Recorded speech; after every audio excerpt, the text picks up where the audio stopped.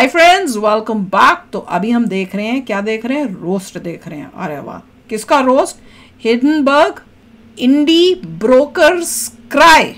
अरे वाह, चलो देखते हैं, वीडियो शुरू करते हैं। वीडियो शुरू करने से पहले अगर आप चैनल पर नए हो और आपने अभी तक सब्सक्राइब नहीं किया तो जल्दी से पहले सब्सक्राइब के बटन और बेल आइकन को क्लिक कर लो ताकि आपको हमारे सारे न्यू वीडियोस के नोटिफिकेशन मिल जाए जैसे हम अपलोड करें। अगर आपको वीडियो पसंद आता है प्लीज लाइक एंड शेयर। चलिए शुरू करते हैं। मतलब पहले यही था ना जिसने अडानी के पीछे पड़े थे, फिर दोबारा पढ़ रहा है। अब ये फिर पढ़ रहा है, इसको फिर वही हुआ है। कुछ और मेरे ख्याल से उसने कुछ निकाला था बट मैंने पढ़ा नहीं। मैंने मतलब ये सोची समझी साजिश है कि बार बार ऐसे अटैक करें। देखिए, हिंडनबर्ग ने दोबारा रिपोर्ट निकाली है, उसने और कुछ फ्लॉज निकाले हैं बट एटलीस्ट मुझे ज़्यादा पढ़ा नहीं क्योंकि मैंने परवाह नहीं कि मैंने क्या मैंने भी नहीं परवाह की। मैंने कहा इनका तो काम ही यही है करने का। तो चलो शुरू करते हैं वीडियो। हिंडनबर्ग रिसर्च के एक एक्स पोस्ट में आया कि भारतवासियों कुछ बड़ा होने वाला है। वो यह बताना भूल गए कि क्या बड़ा हो रहा था। फिर राहुल गांधी, जयराम रमेश, प्रवेश कुमार आदि कटोरी में रिफाइंड तेल लेकर पूरा सोची बड़ी होती वस्तु को और भी बड़ा करने लगे। वह था भारतीय अर्थव्यवस्था में विश्वास दिखाने वाले निवेशकों का डंडा। हिंडनबर्ग के हिडन स्थान में वह डंडा वर्ग के आकार का घाव कर गया। दोस्तों, स्टॉक मार्केट के ग्राफ में आप सबने कभी कभी एक नुकीला तीर देखा होगा। इन सारे यूट्यूबरों के स्थान विशेष में वह तीर पहले गप से घुसा और उसके अग्रभाग के तिकोने होने के कारण वह अभी बाहर नहीं आ पा रहा। वो तो नहीं हुआ, मार्केट के खुलने पर थोड़ा नीचे जाकर वापस सूचकांक खड़ा हो गया, जिससे रवीश की लाल हो गई जीभ, जिससे एंडरसन की टट्टी चाट रहा था, क्योंकि उस शॉर्ट सेलर के हिडन स्थान से आज केवल रक्त ही निकल रहा होगा। अब रवीश को भी पता चल रहा होगा कि काले पत्थर से किसका क्या संबंध है। वो स्वीडन के इस स्थान पर इस ऑस्ट्रियाई एयरलाइंस के प्लेन पर बैठकर अब जा सकते हैं, क्योंकि इनकी बातों को सुनकर मुंह से यही निकलता है।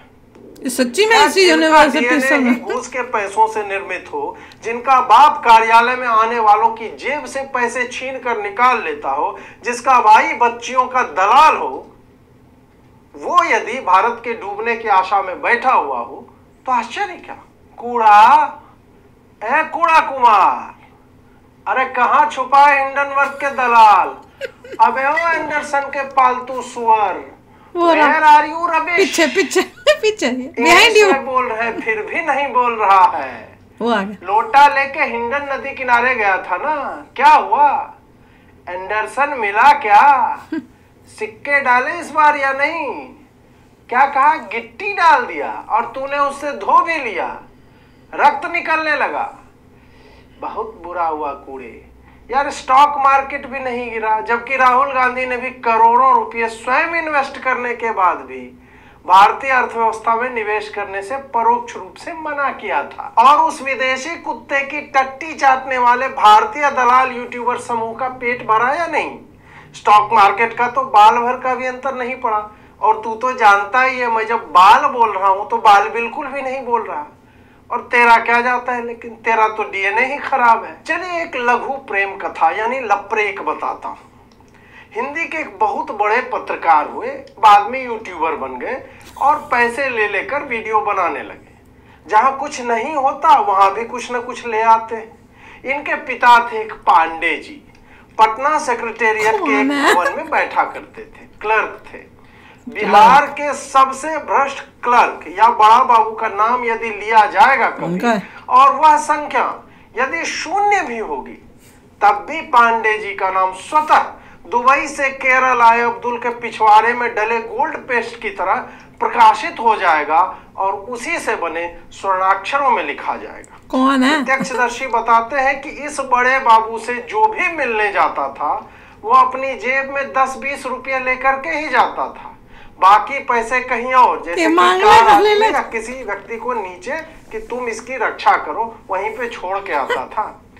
पांडे जी आने वाले के शर्ट की जेब और पैंट के भीतरी पॉकेट तक टटोल कर पैसे निकाल लेते थे। और ये बनी बनाई कथा नहीं बता रहा हूं, अक्षरशः सत्य बात है। इनके घूस खाने की कृपा से 2 पुत्र बाद में कालांतर में हुए। एक किसी बालिका गृह कांड और सेक्स रैकेट में दलाली करता पाया गया, और दूसरा खबरों की दलाली करता रहता है। तो यह थी दलाली के पैसों से प्रेम की एक छोटी सी हिंट दो भैया, कौन है? लपरेक। अब वापस आते हैं विषय पर। हिंडनबर्ग वही रिसर्च जो की एक अंदर था, जो एक्सपोस्ट निकल रहा रहा था कि बाहर। भारतवासियों कुछ बड़ा होने वाला है। वो यह बताना भूल गए कि क्या बड़ा हो रहा था। फिर राहुल गांधी, जयराम रमेश, भागे। रवीश कुमार आदि कटोरी सब में planned रिफाइंड था। तेल लेकर उस बड़ी होती वस्तु को और भी बड़ा करने लगी। वो तेल डालते Planned रहे, है। वस्तु बड़ी होती रही। रविवार का दिन था, पूरा दिन खाली था, तो और तेल डाला और मला, वह और बड़ा हुआ। सोमवार को स्टॉक मार्केट खुला और सबने देखा कि क्या बड़ा हो रहा था। वह था भारतीय अर्थव्यवस्था में विश्वास दिखाने वाले निवेशकों का डंडा, जो ये गुड, तेल मतलब कुछ डाल फर्क रहे नहीं थे। पड़ा। वह डंडा तेल पी रहा था कि सोमवार होने दो बेटा। इनकी हिंडनबर्ग के हिडन स्थान में वह डंडा वर्ग के आकार का घाव कर गया। अभी रवीश, राहुल, जयराम समेत अन्य टट्टीखोर एंडरसन के घाव पर जीभ से स्नेह लगा रहे हैं। शहजाद पूनावाला ने एक पोस्ट के माध्यम से यह जानकारी दी कि भारत के कुछ दलाल यूट्यूबरों को सामूहिक रूप से 4.5 करोड़ रुपए देने की बात हुई थी। उन सब ने अपना शनिवार रविवार छुट्टी के दिन भी पूरी मेहनत करके वीडियो बनाए कि कैसे अडानी के चक्कर में सेबी कॉम्प्रोमाइज हो गया है, कैसे भारत की अर्थव्यवस्था अब डूबने वाली है। और उन सब ने अपने पोर्टफोलियो में शॉर्ट पोजीशन ले लिया कि लाल होते स्टॉक मार्केट से पूरा लाभ कमाया जाए। दोस्तों, स्टॉक मार्केट के ग्राफ में आप सब ने कभी कभी एक नुकीला तीर देखा होगा। इन सारे यूट्यूबरों के स्थान विशेष में वह तीर पहले गप से घुसा और उसके अग्रभाग के तिकोने होने के कारण वह अभी बाहर नहीं आ पा रहा है।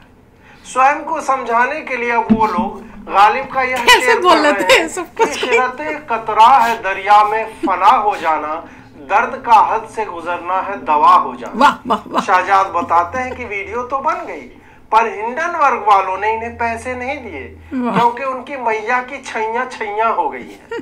पत्रकार रवीश कुमार ने सोचा होगा कि सेबी के ट्विटर अकाउंट को लेकर ये फेक न्यूज चुपके से फैला देता हूं, उसमें affair, aware, fair, where Laura Sinclair की कविता लिख डाली।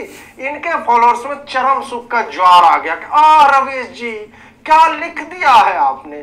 डर के मारे देखिए सेबी वालों ने अकाउंट प्राइवेट कर रखा है, जबकि सत्य यह है कि सेबी वालों ने लंबे समय से इन्हीं जैसे के कारण अकाउंट प्राइवेट कर रखा है। क्लिप कटवा भी इसका फैक्ट चेक करने गंजे की गर्दन पर चुम्मी देना बंद करके पिवट करके उसकी छाती से पीठ सटाकर लैपटॉप पे नहीं बैठा। न ही किसी जुबैर ने, जो कि आजकल विदेशी पत्रकारों से भी का फैक्ट चेकर यानी LKFC सुनता पाया जा रहा है, इस पर होंठ काटते हुए, पीछे दिख ही रहा होगा कैसे काटता है, ये नहीं कहा कि रवीश अब्बू आपने जो ट्वीट किया वो मिसलीडिंग है। रवीश ने आज कोई ट्वीट नहीं किया है, कल किया था, जिसमें ब्लैक स्टोन कंपनी को काला पत्थर लिखकर अपने नेगेटिव IQ फॉलोअर्स को आह्लादित कर दिया होगा कि देखा रवीश सर को। इसके भी बड़े व्यूज आते हैं यूट्यूब में। मैं तो इतनी हैरान हूँ, तो ऐसे लोगों को क्या है अपने देश के लोगों साला भारत में जब छात्र आंदोलन होगा तो रवीश जी ही बनेंगे अंतरिम सरकार के प्रधानमंत्री। बेचारे ने लिखा कि एक फोन से पता चल सकता था इसको डाल लहसुन। फिर लिखा कि आज 12 बजे से पहले सेबी चीफ का इस्तीफा हो सकता है या पता चल जाएगा हिंडनबर्ग की रिपोर्ट में कितना दम है। यहाँ जब रवीश यह लिखता है कि हिंडनबर्ग की रिपोर्ट में कितना दम है, तो वह इस बात पर अपना दाव लगा रहा है कि भारतीय निवेशकों के कितने लाख करोड़ सामूहिक रूप से आज सोमवार को डूबेंगे। वो इसके डूबने की स्थिति में लाभान्वित भी होगा और फिर ट्विटर पर ज्ञान भी कि भारत की रेगुलेटरी संस्थाएं कैसी हैं, जिन्होंने गरीब निवेशकों के मुंह का निवाला छीन लिया और आज फ्री का राशन पाने वालों के पास अनाज तो है, चावल तो है, लेकिन जिस अडानी के स्टॉक को बेचकर वह शाम में मुर्गा खाने की सोच रहा था, आज नमक और पानी के साथ चावल खाकर सोएगा और मोदी को रोते हुए कोसेगा। इस विदेशी दलाल की भीतरी इच्छा यही थी कि सोमवार को मार्केट में वही हो जो पिछले वर्ष जनवरी में हुआ था। वो तो नहीं हुआ। मार्केट के खुलने पर थोड़ा नीचे जाकर वापस सूचकांक खड़ा हो गया, जिससे रवीश की लाल हो गई जीभ, जिससे एंडरसन की टट्टी चाट रहा था, क्योंकि उस शॉर्ट सेलर के हिडन स्थान से आज केवल रक्त ही निकल रहा होगा। भारत में रहकर एक ऐसी रिपोर्ट जिसमें ना तो पहली बार कुछ साबित हुआ, न इस बार कोई भारतीय कैसे नाच सकता है, जबकि वो स्वयं निवेशकों के पैसे डूबने पर चिंतित होने का भी ढोंग करता है। जिसने भी यह रिपोर्ट पढ़ी उसने कहा कि इससे बेकार हास्यास्पद स्कैम के बारे में उन्होंने कभी सुना ही नहीं है। मेरा मित्र इस रिपोर्ट को समझाते हुए लिखता है कि मान लो अजीत कि मैं और तुम 20 वर्ष पहले एक ही स्थान पर खड़े थे, जो कि वस्तुतः हम सैनिक स्कूल तिलैया में थे भी। फिर मैंने शाओमी कंपनी ज्वाइन कर ली और छोड़ दी। उसके बाद 5 वर्ष बाद शाओमी पर आंकड़ों के साथ छेड़छाड़ का आरोप लगा। इस कारण से अजीत तुम अपराधी हो, क्योंकि उस दिन मेरे साथ तुम खड़े थे। इसमें सेबी चीफ माधवीपुरी को अपराधी इसलिए माना जा रहा है क्योंकि हिंडनबर्ग के अनुसार कोई अनिल आहूजा कभी अडानी की कंपनी में काम करता था। 2017 में उसने कंपनी छोड़ दी, लेकिन हिंडनबर्ग ने उसे ही अब अडानी का आदमी मान लिया है, क्योंकि अनिल आहूजा के सेबी चीफ माधवीपुरी और उनके पति धवल बुच से संबंध है। इसलिए ये पति पत्नी अडानी के खास दोस्त हो गए। ये कुछ ऐसा ही संबंध निकला अडानी और माधवी का कि उनके पास टाइम मशीन थी, जिसमें उन्होंने सेबी चीफ बनने से वर्षों पहले ही अडानी की ऐसे मदद कर दी कि उनके सेबी चीफ बनने के बाद अडानी को लाभ पहुंच सके। इसको और दूसरे संदर्भ में भी मैं बताता, लेकिन रहने दीजिए, मुंह से गाली निकल जाएगी। एक बार आप सोचिए कि अडानी या भारत के स्टॉक मार्केट के डूबने से कोई क्यों प्रसन्न होगा।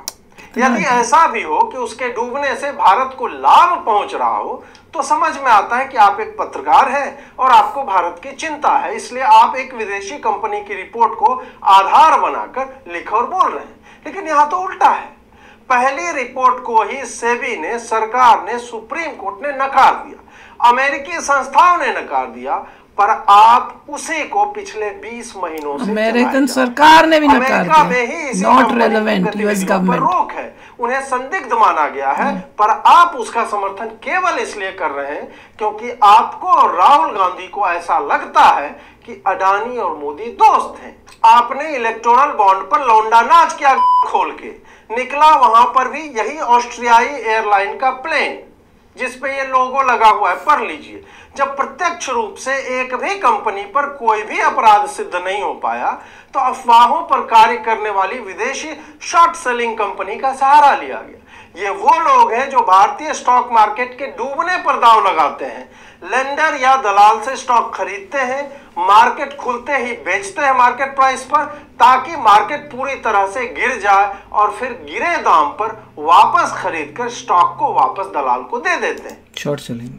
इससे दिख रहा है कि अपनी ऑपोजिशन कितनी घटिया, कितनी गंदी है। जैसे बांग्लादेश में है ना, बांग्लादेश में नहीं, ये जो कांग्रेस है ये इतनी पावर की भूखी हुई पड़ी है कि वो देश को डुबाने में लगी है, उसको कोई लेना देना नहीं है।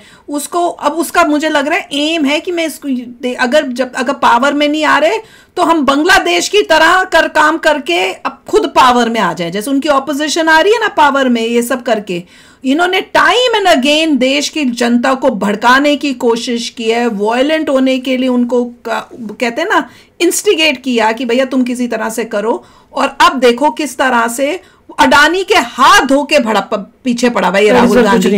ये हर भाषण में अडानी को जरूर लेके आता है। और इसने देख लो कनेक्शंस कहाँ पे इसने इसके किए हुए कि पूरा सोच समझ के इनका ये जो है पूरा ग्रुप जो है ये चलता है कि वहां से वो करेगा, फिर यहाँ से ये फलाना जो है मीडिया यूट्यूबर करेगा, यहाँ से ये मीडिया वाला बोलेगा और सब एकदम से शोर मचाने लग जाएंगे और देश का जो है नुकसान करने में। देखिए हिंडनबर्ग ने कहा था, मगर जैसे कहने ज्यादा किसी ने परवाह नहीं की। अच्छा हुआ, थैंकफुली गवर्नमेंट डूबी नहीं, मतलब स्टॉक्स डूबे नहीं, हिंडनबर्ग को कमा नहीं पाया। तो वही बात है कि people are fed up with this person. Good, Hindenburg से यही हुआ। सब जगह मेरे ख्याल से नोबडी थॉट कि इसमें कोई दम होगा, क्योंकि पिछली बार उन्हें लगा ना, देखा चाल कामयाब हो गई। अडानी जी वापस जो है वो धीरे धीरे उसी पोजीशन पे आने वाले हैं, तो ऑल विल बी ग्रेट। नहीं, और थोड़े उसने लास्ट टाइम पॉइंट निकाले थे विच आर वैलिड, मगर वो ठीक कर दिए हैं, तो all should be good now. नहीं, और बार बार तुम जो फोकस कर रहे हो यहाँ इंडिया में, और ये राहुल गांधी बड़ा वो कर रहा है, इससे समझ आना चाहिए कि इन्वॉल्व नहीं होना चाहिए था। यही अजीब सा लग रहा है। नहीं, ये सब क्योंकि हमने एक वीडियो की नहीं थी, पत्रकार पॉलिटिशियंस को इसमें वो कौन सा प्रो पैलेस्टीन जो इन लोगों ने इंडिया में खड़ा कर रहा था, उसी आदमी के साथ ये बैठा हुआ है। अगले दिन वो आदमी पता नहीं कौन था, वो आके वहां पे प्रोटेस्ट कर रहा है अपने लोगों को गिनती के लाकर। तो ये सब सोची समझी चीजें हो रही हैं देश में, और अगर पब्लिक समझदार नहीं हुई तो से देश का सत्यानाश हो जाएगा। ये तो मोदी जी अभी बैठे हुए हैं, देश बचा हुआ है, सच बता रही हूँ। तो चलो यार, आप भी शेयर करना अपने थॉट्स। चलते हैं, मिलेंगे नेक्स्ट वीडियो में बहुत ही जल्द। Till then take care and bye bye. तो अगर आप मेरे इस चैनल पे नए हो तो जल्दी से सब्सक्राइब के बटन को हिट करो और बेल आइकन को क्लिक करो, ताकि आपको मेरा जब नया वीडियो मैं लगाऊं आपको उसके बारे में जल्दी से पता चल जाए।